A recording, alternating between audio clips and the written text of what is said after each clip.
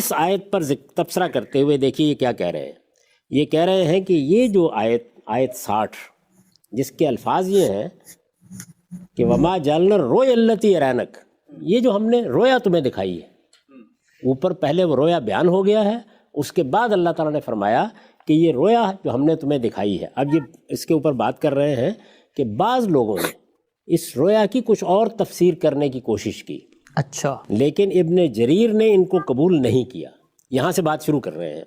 ان کے الفاظ سن لیجئے. کہتے ہیں وَلِحَاظِ اختار ابن جریر ان المراد بذالک لیلۃ الاسراء، یعنی یہ دلائل ہیں جن کی وجہ سے ابن جریر نے یہی بات اختیار کی ہے کہ اس سے مراد یعنی اس الرؤیا سے مراد لیلۃ الاسراء ہے، وہی رات میں مسجد حرام سے مسجد اقصیٰ تک لے جانے کا واقعہ جو پہلی آیت میں جو پہلی آیت میں بیان ہوا ہے.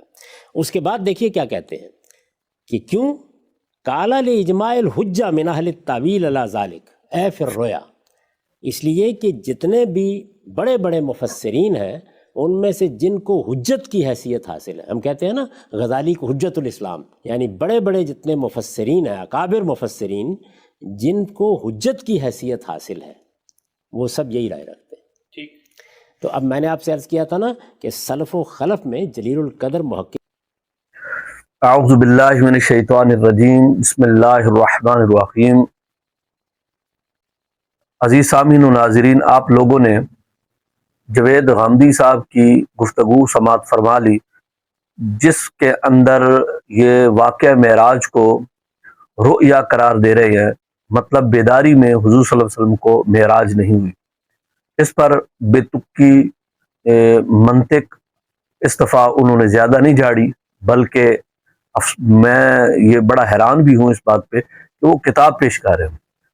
تو اللہ کا فضل کہ انہوں نے کتاب پیش کی، اور پھر کتاب پیش کر کے جو انہوں نے کوئی اتنے سارے مفسرین کو چھوڑ کر ایک کتاب ملی ابن کثیر. اب ابن کثیر میں سے جو حوالہ پیش کیا، ٹھیک ہے، اور اس کی جو عبارت پڑھی وہ آپ ذرا سماعت فرما لے، پھر یوں نہ کہنا کہ یہ خواہ مخواہ کسی کا نقص نکالتے رہتے ہیں. آپ خود سماعت فرما لے تاکہ آپ کو پتہ چل جائے. سن لیجئے. کہتے ہیں وَلِحَاظِ اختار ابن جریر ان المراد بذالک لیلۃ الاسراء، یعنی یہ آپ لوگوں نے سماعت فرما لی. وَلِحَاظَ اختاری پڑھ رہے ہیں، یہ اختارا ہے. ابن جریر ان المراد بذالک لیلۃ الاسراء، چلو یہاں تک ٹھیک ہو گیا. وہاں وہ غلطی کی، اور پھر یہاں پر دیکھیں کہ وَأَنَّ شَجَرَةَ الْمَلْعُونَةَ، یہ تو چھوڑ ہی گیا. یہ شجرۃ الزقوم، یہ بھی چھوڑ گیا. اب یہاں دیکھو کتنی بڑی ڈنڈی ہے. اور پھر قال لإجماع الحجہ، یہاں پر بھی اعراب غلط پڑا. پھر من اہل التاویل، اس کو تاویل کو منصوب پڑا علی ذالک. اور پھر یہاں ڈنڈیاں بہت ساری ماری ہیں، اور بتانے کا مقصد یہ ہے کہ ابن جریر جو ہے وہ یہ کہتے ہیں کہ یہ خواب جو ہے، یہ خواب میں یہ واقعہ معراج ہوا ہے، بیداری کی حالت میں نہیں ہوا، بتانا یہ چاہتے ہیں. تو یہ انہوں نے حوالہ پیش کیا، اور ساتھ یہ کہتا ہے تمام مفسرین جلیل القدر جید مفسرین وہ یہی کہتے ہیں کہ خواب کے اندر معراج ہوئی ہے، اور معراج کا واقعہ رؤیا والا ہے، یہ بیداری والا نہیں ہے. تو ہم سب سے پہلے یہ امام ابن جریر سے پوچھ لیتے ہیں کہ امام ابن جریر نے اپنی تفسیر میں کیا لکھا ہے. وہ اپنی تفسیر میں ابن جریر کی تفسیر آپ اٹھائیں تو اس میں ملے گا آپ کو کہ والصواب من القول فی ذلک عندنا ان یقال ان اللہ اسری بعبدہ محمد من المسجد الحرام الى المسجد الاقصى كما اخبر اللہ عبادہ. اس بارے میں ہمارے نزدیک سب سے درست بات یہ ہے کہ یہ کہا جائے کہ بے شک اللہ نے اپنے بندے محمد کو مسجد حرام سے مسجد اقصیٰ تک سیر کرائی، جیسا کہ اللہ نے اپنے بندے کو خبر دی. تو اب یہاں پر دیکھیں کہ نیچے کچھ چیزیں گنواتے ہیں، کہتے ہیں براق پر سوار کرنا، انبیاء رسولوں کی امامت کروانا، نشانیاں دکھلانا. یہ اس بات پر دلیل ہے کہ حضور صلی اللہ علیہ وسلم کو معراج بیداری میں ہوئی ہے، نہ کہ یہ صرف رؤیا ہے، نہ یہ صرف خواب ہے. تو یہاں امام ابن جریر نے اپنی تفسیر میں الٹا اس بات کو رد کیا ہے. جو آپ لوگ پیش کر رہے ہیں اس بات کو تو امام ابن جریر نے رد کیا ہے. اب امام ابن جریر آگے کیا کہتے ہیں وہ بھی سن لیں ذرا. کہتے ہیں کہ ولا مانا لقول من قال اسری بروحه دون جسده لان ذلك لو كان كذلك لم يكن في ذلك ما يوجب ان يكون ذلك كان دلیلا على نبوته. اس شخص کی بات کا کوئی اعتبار نہیں جو یہ کہتا ہے کہ آپ کو روح کے ساتھ سیر کرائی گئی جسم کے بغیر، کیونکہ معاملہ ایسا ہی ہوتا، یعنی صرف خواب والا ہوتا تو اس میں کوئی چیز ایسی نہ ہوتی جو آپ کی نبوت یا رسالت پر حجت بن سکتی. مطلب کفار نے جو اس بات پر جو رد کیا تھا، انکار کیا تھا، وہ اسی وجہ سے کیا تھا کیونکہ یہ بیداری والا معاملہ تھا. اگر خواب والا ہوتا تو یہ ایسا کبھی بھی نہ ہوتا، ایسا کبھی بھی نہیں ہوتا. اور امام ابن جریر تو اس بات کی طرف گئے ہیں، وہ تو کہتے ہیں کہ جو بندہ یہ کہتا ہے کہ یہ رؤیا والا معاملہ ہے، اس بندے کی بات کا کوئی اعتبار ہی کوئی نہیں ہے. اور ان کے نزدیک وہ شروع میں ہی کہتے ہیں وَالصَّوَابُ مِنَ الْقَوْلِ فِي ذَلِكَ عِنْدَنَا، اور ہمارے نزدیک جو سب سے درست بات یہ ہے وہ انہوں نے ساری بیان کر دی. آپ ساری اس بات کو بھی دیکھیں.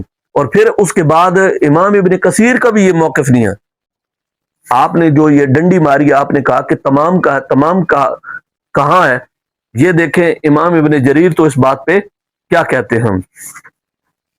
وہ تو صفحہ نمبر 114 پہ وہ یہ بیان کرتے ہیں کہ ثم اختلف الناس هل كان الاسراء ببدنه وروحه او بروحه فقط على قولين. کہتے ہیں کہ لوگوں کا اس بات پر اختلاف ہے کہ حضور صلی اللہ علیہ وسلم کو معراج روح اور بدن کے ساتھ ہوئی ہے یا صرف روح کے ساتھ ہوئی ہے. تو کہتے ہیں اس پر دو قول ہیں. تو اب جو قول پہلا پیش کریں گے اس قول میں کیا کہتے ہیں، کہتے ہیں فَالْأَكْثَرُونَ مِنَ الْعُلَمَاء، کہتے ہیں اکثر علماء، جمہور علماء اس بات پر گئے ہیں کہ آپ کو أَنَّهُ أُسْرِيَ بِبَدْنِهِ وَرُوحِهِ يَقْظَةً لَا مَنَامًا، کہ روح اور بدن کے ساتھ معراج ہوئی ہے، نہ کہ اور بیداری کی حالت میں ہوئی ہے، نہ کہ رویا کی حالت میں، نہ کہ خواب کی حالت میں آپ کو معراج شریف کرائی گئی، معراج ہوئی. تو اب یہاں پر دیکھیں کہ امام ابن کثیر تو کہتے ہیں کہ اکثر کا یہ جو ہے زیادہ تر جو علماء ہے ان کا نظریہ یہ ہے کہ یہ بیداری کے عالم میں روح مال جسد کے ساتھ معراج ہوئی ہے.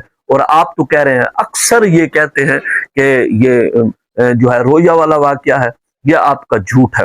اور اس کے بعد وہ اگلی بات بیان کرتے کہتے ہیں کہ اگر یہ منامی ہوتا، اگر یہ رؤیا والا ہوتا تو کفار انکار نہ کرتے، انہوں نے یہ بھی بیان کیا. پھر وہ آگے کہتے ہیں فَإِنَّ الْعَبْدَ عِبَارَةٌ عَنْ مَجْمُوعِ الرُّوحِ وَالْجَسَدِ، کہ یہ جو قرآن مجید میں عبد کا لفظ آیا ہے یہ مجموعہ ہے روح اور جسد کا، یعنی بدن اور روح دونوں کو عبد کہتے ہیں. کو خالی روح کو عبد نہیں کہا جاتا، خالی جسم کو عبد نہیں کہا جاتا.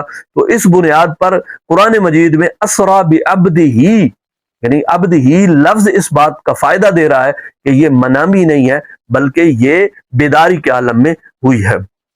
تو یہ تو امام ابن کثیر بھی اس بات کو کہتے ہیں. آپ نے تو ایک عبارت پڑھی وہ بھی غلط.